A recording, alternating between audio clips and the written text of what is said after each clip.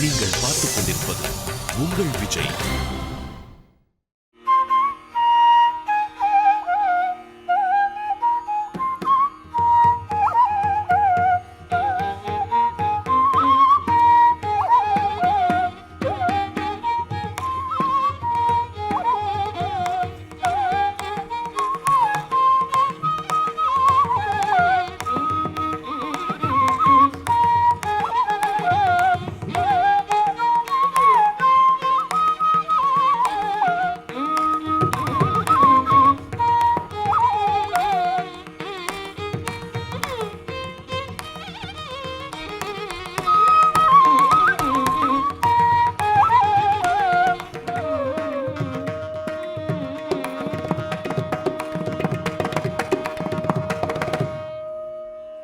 எட்டு ஸ்ரீவைஷ்ணவ திவ்வதேசங்களுக்கு வேர் போன்றது திருவரங்கம்.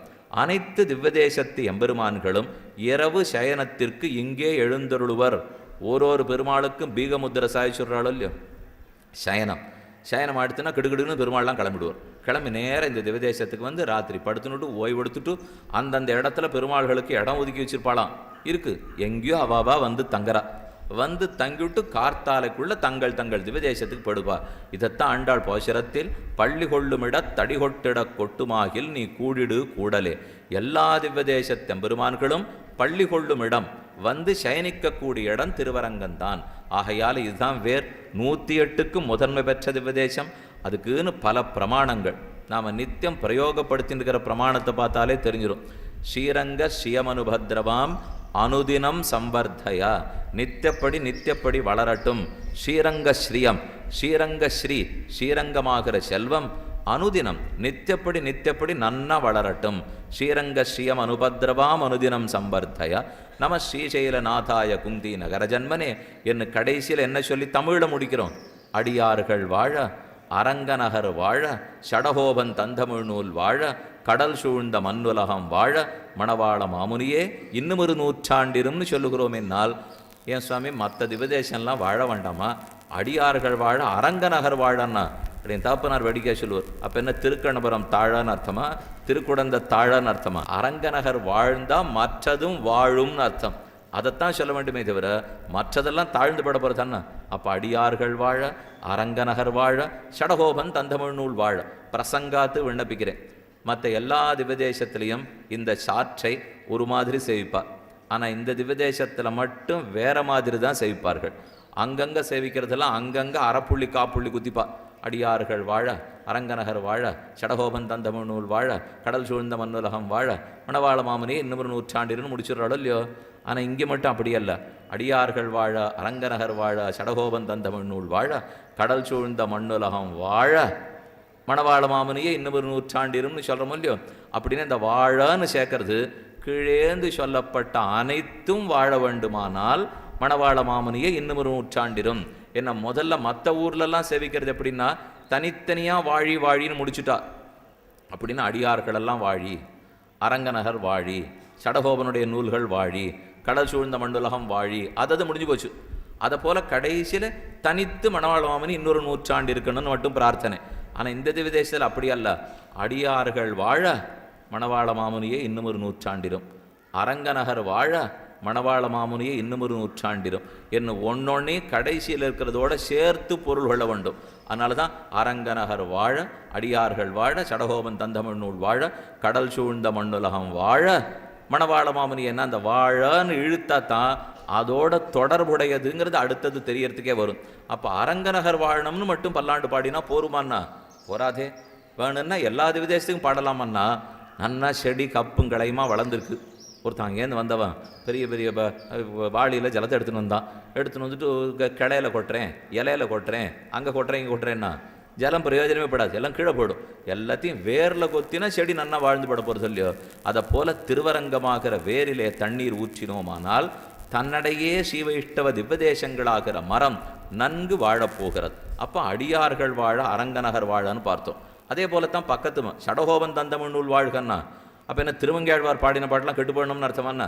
நம்மாழ்வார் பாடினது வாழ்ந்ததுன்னா 10 ஆழ்வார்கள் பாடினதும் வாழப்போகிறதுன்னு தான் அர்த்தம். இதே போலத்தான் ரொம்ப முக்கியமான ஸ்லோகம். ஸ்ரீமத்ரங்கம் ஜெயது பரமம் தாமதேஜோ நிதானம் பூமா தஸ்மின் பவது குஷலி கோபி பூமா சகாய திவ்யம் தஸ்மை திசதி விபவம் தேசிகோ தேசிகானாம் காலே காலே வரவரமுனிகி கல்பயன் மங்களானி. ரொம்ப ஆச்சரியமான ஸ்லோகம். வரவரமுனி சதகம்னு கேள்விப்பட்டிருக்கீங்களோ இல்லையோ? 2 மகாச்சாரியர்கள் பாடியிருக்கா.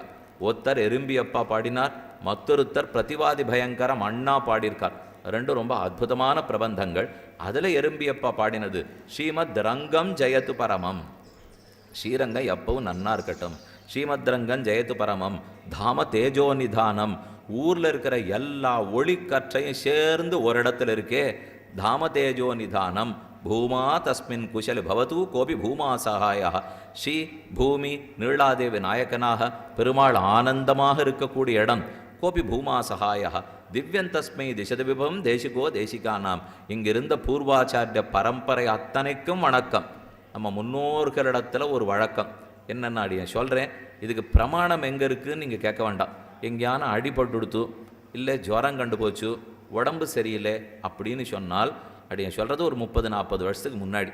இப்போ இந்த இடத்துல அடிபட்டுதா, இங்கே கையை வச்சுன்னு யாரான மூத்தவர் வந்து நல்ல ஒரு வைதிகர் ஸ்ரீமத்ரங்கன் ஜெயத்து ஸ்ரீமத்ரங்கன் ஜெயத்துன்னு சொன்னால் கொஞ்ச நாளில் நிச்சயமாக அது சரியாக போடும் அப்படின்னு பெரியோர்கள் பல பேர் கார்பங்காட்டில் எழுந்துருள் இருந்திருக்கிறவா, காஞ்சிபுரத்தில் எழுந்துருள் இருந்திருக்கிறவா, யோகிகளை பற்றி அடியும் சொல்லிட்டு இருக்கேன். அவர்களே எங்கே அடிபட்டுதோ ஜுரம் கண்டுதோ அந்த இடத்துல கையை வச்சுட்டு ஆசையோடு இவனுக்கு நல்ல ஆரோக்கியம் ஏற்பட்டு பகவத் கைங்கரியத்தில் ஈடுபடணும் அப்படிங்கிறதுக்காக இந்த வார்த்தையை சொல்லலாம். ஸ்ரீமத்ரங்கன் ஜெயத்து ஸ்ரீமத்ரங்கன் ஜெயத்து. ஸ்ரீரங்கம் வாழட்டும் வாழட்டும்னா இந்த வலி சரியாக போகணும். ஏன்னா எந்த இடத்துல வலின்னாலும் முதல்ல கொழுந்து வாடும் இல்லையோ? ஒரு செடிக்கு ஏதோ ஆபத்து வருதுன்னா கொழுந்து தான் சுருங்கும். அதை போல் எங்கே ஆபத்துனாலும் ஸ்ரீரங்கம் தான் சுருங்கும். எங்கே நன்னா இருக்கணும்னாலும் ஸ்ரீரங்கம் தான் வாழ வேண்டும். ஆக ஸ்ரீமத்ரங்கன் ஜெயது பரமம் தாம தேஜோ நிதானம். அந்த ஸ்லோகத்திலேருந்து திருவரங்கத்துக்குத்தான் பல்லாண்டுன்னு தெரிஞ்சுட்டோம். அப்படி முதல்ல பூலோக வைகுண்டன்னு பார்த்தோம். அடுத்து இந்த 108 திவ்யதேசங்களுக்குமே வேறான முதன்மையான ஊர்னு பார்த்தோம்.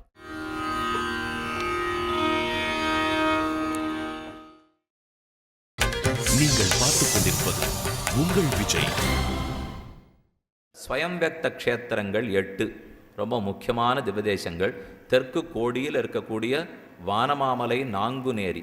ஏனமாய் நிலங்கீண்டைய நப்பனே கண்ணா என்னுமென்ன யாடுடை வானநாயகனே மணிமாணிக்க சுடரே தேனமாம் பொழில் தன் ஸ்ரீவரமங்கல நகர். ஆழ்வார் பாசுரத்தில் சாதிக்கிறார். ஸ்ரீவரமங்கல நகர்னே திவ்யதேசத்துக்கு திருநாமம். ரொம்ப ஆச்சரியமான திவ்யதேசம். தான் எதுவுமே பண்ணாதவர்னு சொல்லி நம்மாழ்வார் சரணாகதி பண்ணுகிறார். நோத்த நோன்பிலேன் நுண் அறிவிலேன் ஆகிரி முன்ன உன்ன உட்டொன்னு மாற்ற கிற்கின்னிலேன் அரவினனை அம்மானே சேத்து தாமரை சன்னலூடுமரர் ஸ்ரீவரமங்கல நகர் வீற்றிருந்த எந்தாய் உனக்கு மிகையல்லேன் அங்கே. என்னென்னைக்கும் உன் திருவடிகளே நமக்கு ஒரே உபாயம். ஆரனுக்கு நின் பாதமே சரணாகத் தந்தொழிந்தாய் உனக்கோர் கைமாறு யானொன் நிலேன். தேவரீர் திருவடிகளே உபாயமாக காட்டினீரே. ஸ்ரீவைகுண்டத்தில் பெருமாள் எப்படி இருக்காரோ அவர் அப்படியே கீழே இறங்கி வந்து எழுந்துருளி இருக்கிறாப்பிலேயே அந்த பெருமாள் இருப்பார். அமர்ந்த திருக்கோலத்தில் இருக்கார். பக்கத்து நாச்சிமார்களோடு எழுந்துருளி இருப்பார். அப்சர ஸ்திரீகள் சத்திரச்சாமரங்களை பிடிக்க ரொம்ப ஆச்சரியமாக இருப்பார். எப்போ ஆறானு சேவிச்சிருக்கலன்னா அவசியம் சேவிக்கணும். இந்த பெருமாள் நித்தியமே எண்ணெய்க்காப்பு சாதிக்கிறவர். இது என்றோ மட்டுமல்ல, தினப்படி எண்ணெய்க்காப்போடு இருக்கார். அதனால் மிளகா போட்டு தளி பண்ண மாட்டான். அந்த ஊரில் வழக்கம் வச்சுருக்கா. ஏன்னா எண்ணெய் தேய்ச்சி குளிச்சுட்டா மிளகா போட்டு சாப்பிட்டா உடம்புக்கு சரியாக இருக்காதான். அதனால் மிளகு சேர்ப்பாளே தவிர மிளகாயை உள்ளே நம்ம பார்க்கவே முடியாது. அது ஸ்வயம்வக்த க்ஷேத்திரம். அதுக்காக சொல்ல வந்தேன். ஆக தெற்கு கோடியில் அது ஸ்வயம்வக்தம். அடுத்தது ஸ்ரீரங்கம் ஸ்வயம்வக்த க்ஷேத்திரம். சாலக்கிராம திருமேனியாகவே பெருமான் தானே திருப்பார்க்கடலிலே உதயமானார். அவர் தான் இங்கே எழுந்துருளிருக்கார். திருப்பார்க்கடலில் தோன்றின பெருமான் இங்கே வந்து ஸ்ரீரங்கத்தில் காயத்ரி மண்டபத்துக்குள்ளே பிரணவாகார விமானத்துக்கு கீழே சயனித்து கொண்டிருக்கிறார். அப்போ 2வது விதேசம் ஸ்ரீரங்கம். 3வது விதேசம் ஸ்ரீமுஷ்ணம் பூவராக சுவாமி. ரொம்ப ஆச்சரியமான பெருமாள். நம்மாழ்வார் ஒரு பாசுரத்திலே சாதிக்கிறார். கற்பகம்சேர் வானத்தவர்க்கும் அல்லாதவர்க்கும் மற்றெல்லாயவர்க்கும் ஞானப்பிரானை அல்லாலில்லை நான் கண்ட நல்லதுவே. நான் கண்ட நல்லது எதுன்னு உங்களுக்கு சொல்கிறேன். வராகனுடைய திருவடிகளை பற்றுங்கோள். இதுதான் நான் தெரிஞ்சின நல்லது. பூவராக சுவாமி அந்த திவ்யக்ஷேத்திரத்துக்கே பெருமை. மொத்த கர்ப்ப கிரகத்திலேயும் ஒரே ஒரு பெருமாள் மூலமூர்த்தி மட்டும் நடுவாக இருப்பார்.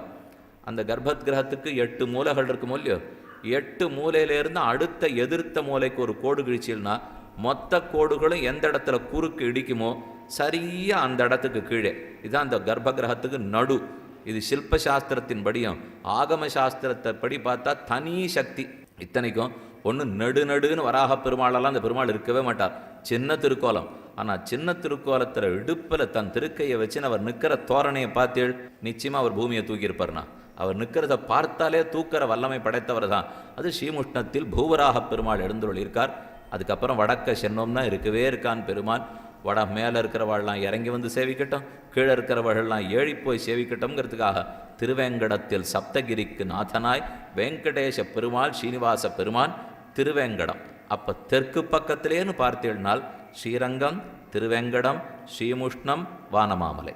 இந்த 4 தெற்கு பக்கத்தில் இருக்கிற ஸ்வயம்பக்த க்ஷேத்திரங்கள். இதுக்கு நேர வடக்க போனோம்னா முக்கியமான 2 திவதேசம். ஒன்று சாளக்கிராமம் முக்திநாத், மற்றொன்று பதரிகாசிரமம். பதரிகாவனத்திலேயே பெருமாள் தபஸ் பண்ணிட்டு இருந்த இடம். முத்தமூத்து கோல் துணையா முன்னடி நோக்கி வளைந்து இத்தகால் போல் தள்ளிமெல்ல இருந்தங்கிளையாமுன் பெத்ததாய் போல் வந்த பேச்சு பெருமலையூடு உயர வத்தவாங்கி உண்டவாயான் வதறி வணங்குதுமே. 20 பாசுரம் பெரிய திருமொழி தொடக்கத்திலேயே திருமங்கையாழ்வார் பாடியிருக்கார் பதரிகாசிரமத்துக்கு.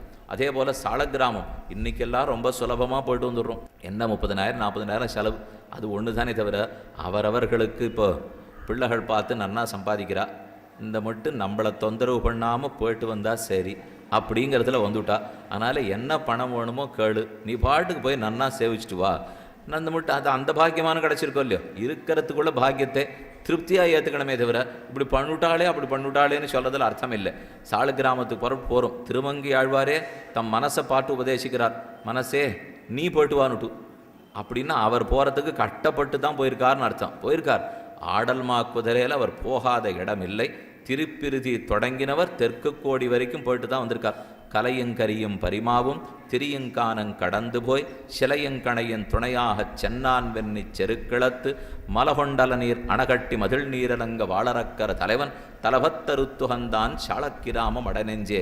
சாளக்கிராமத்துக்கு நெஞ்சே நீ போ அப்படின்னு திருமங்கையாழ்வார் நெஞ்ச போ சொல்லிட்டார். அப்படின்னா அவர் போனாரா சுவாமி?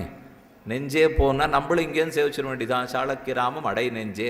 நெஞ்சே நீ போயிட்டு வாங்க. முடியாதவா வேற என்ன பண்ணுவா? இருக்கிற இடத்துலேருந்தே தொழுத்துனுட்டோம்னால் அதுக்குன்னு திவ்யதேச யாத்திரை போகாட்டா மோட்சம் போக மாட்டா. இது யாரோ சில பேர் புதுசாக துஷ்பிரச்சாரம்லாம் பண்ணி வச்சுருக்கா. பரமபதத்துக்கும் திவ்யதேச யாத்திரைக்கும் ஒரு சம்பந்தமும் இல்லை. நாம் காலத்தை நன்னா கழிக்கணுங்கிறதுக்காக திவ்யதேச யாத்திரை பண்ணிட்டு இருக்கோமே தவிர ஒரே ஒரு தேவை, ஒரே உபாயம் மோட்சம் போகிறதுக்கு ஈஸ்வரனுடைய கிருபை. இதை தவிர மற்ற எதுவும் ஒரு நாளும் உபாயமாக போவதில்லை. என்ன உன்மனத்தால் என்ன நினைந்திருந்தா இடவெந்த எந்த பிரானேன்னு பெருமானுடைய கிருபை மட்டும்தான் மோட்சத்துக்கு காரணமாக இருந்தது தவிர ஒரு திவ்யதேசத்தை பெருமாளை சேவிக்கலைன்னா கூட அவனுக்கு மோட்சம் ஒன்றுனா போத்தான் போகிறான். அவனை பொறுத்த வரைக்கும் பெருமான் ரக்ஷகன்கிற புத்தி வரணும். தான் சேஷபூதன் பரதந்திரங்கிற புத்தி வந்து விலக்காமை வந்துடுத்துன்னா தன்னடையே அவனுக்கு முக்தி தான். ஆனாலும் இருக்கிற நாள் நல்ல பொழுதாக கழிக்கணுங்கிறதுக்காக திவ்யதேசங்களுக்கு போகிறோம். அப்போ வடக்க 2 திவ்யதேசம், அதுக்கப்புறம் இன்னும் முக்கியமான 2 திவ்யதேசம். ஒன்று புஷ்கரம், மற்றொன்று ஆச்சரியமான நைமிஷாரண்யம். இத்தனை நாள் அடியை சொல்லணும் வந்ததிலே தெற்க இருக்கிற 4 திவ்யதேசங்களுக்குள் ஒரு திவ்யதேசம் மட்டும் ஆழ்வார் மங்களாசாசனம் பெற்றதல்ல. பூவரா சுவாமி ஸ்ரீமுஷ்ணம் சொன்னொல்லியோ, அதுக்கு நேராக ஆழ்வாருடைய போஷரம் இல்லை. அதே போல் வடக்க சேவிச்சோம்னா அங்கேயும் ஒன்று புஷ்கரம் மட்டும் ஆழ்வாருடைய போஷரம் பெற்றதல்ல. அப்போ இந்த 2 விட்டுட்டு மிச்ச 6ம் ஆழ்வார்களாலேயும் பாடப்பட்டுள்ளன, ஸ்வயம்வக்த க்ஷேத்திரங்களாகவும் உள்ளன. நைமிஷாரண்யத்து பெருமாள்கிட்ட சரணாகதியை நுட்டிக்கிறார் திருவங்கியாழ்வார். முதல் 10லேயே முதல் சரணாகதியை நைமிஷாரண்யத்தில் தான் தொடக்கம். நம்மாழ்வார் 5 இடத்துல சரணாகதி பண்ணார். திருமங்கையாழ்வார் 10 திவ்யதேசங்களில் சரணாகதி பண்ணியிருக்கார். இவர் 1 அடி பாஞ்சா அவர் 2 அடி பாஞ்சு விடுறார். இவர் 4 பாடினா அவர் 6 பாடுறார். எதுக்கு எடுத்தாலும் அதிகமாக. இவர் 38 திவ்யதேசங்களை பாடினா அவர் 86 திவ்யதேசங்களை பாடினார். எதுக்குமே இளைஞர்களுக்கு தெம்பு அதிகமாக இருக்கும் இல்லையோ. நம்மாழ்வார் முதியவர் போல் இருக்குது தலைவர், இவர் இளைஞர் தொண்டர், அதனால் ரொம்ப வேகமாக போய் சேவிச்சுட்டு வந்துட்டார். அவ்வாழ்வார் தன்னுடைய பிரபந்தத்தில் 86 திவ்யதேசங்களை பாட அதில் நைமிஷாரண்யத்தில் தான் முதல் சரணாகதியை தொடங்குகிறார். அதாவது அவனவனுக்கு நல்ல மனைவி இருக்க வம்புலாங்கூந்தல் மனைவியை துறந்து பிறர் பொருள் தாரம் என்று இவற்றை நம்பினார். யாரெல்லாம் மாற்றான் மனைவியை நம்பி பிறர் பொருளை நம்பினானோ அவனுக்கும் ஒரு நாள் மரணம் வரும் இல்லையோ. அவன் என்ன வாழ்ந்துட்டே இருந்துட முடியுமா? அன்னைக்கு நமந்தமர் பற்றி எரி எழுகுன்னா நமந்தமர்கள் கூட்டின்னு போய் செப்பால் பொம்மை பண்ணி வச்சு தக தக தகான்னு நரகத்தில் அது எரிஞ்சின்னு இருக்குமா. கீழே யாராரோ மனைவியை அணைக்கணும்னு ஆசைப்பட்டியே, இதோ பெண் பொம்மை பண்ணி வச்சிருக்கேன் பார், போய் பாவியை நீ தழுவன மொழிவதற்கஞ்சி நான் உன் சரணையடைந்தேன் நைமிஷாரண்யத்துள் எந்தாய். நைமிஷாரண்ய பெருமாளே, அது எனக்கு ரொம்ப கேட்கச்சேவே பயமாக இருக்குது. யாரோத்தி இங்கே அணைக்க ஆசைப்பட அங்கே போனால் செப்பு பொம்மையை தகதக வச்சு கட்டிக்கோன்னு சொல்கிறான் யமதர்மராஜன். வேண்டாம், நைமிஷாரண்யத்து பெருமாளே சரணாகதி நுட்டித்தேன்னு சாதிக்கிறார். அப்போ இந்த 8 திவ்ய தேசங்களும் ஸ்வயம் வியக்த க்ஷேத்திரங்கள்.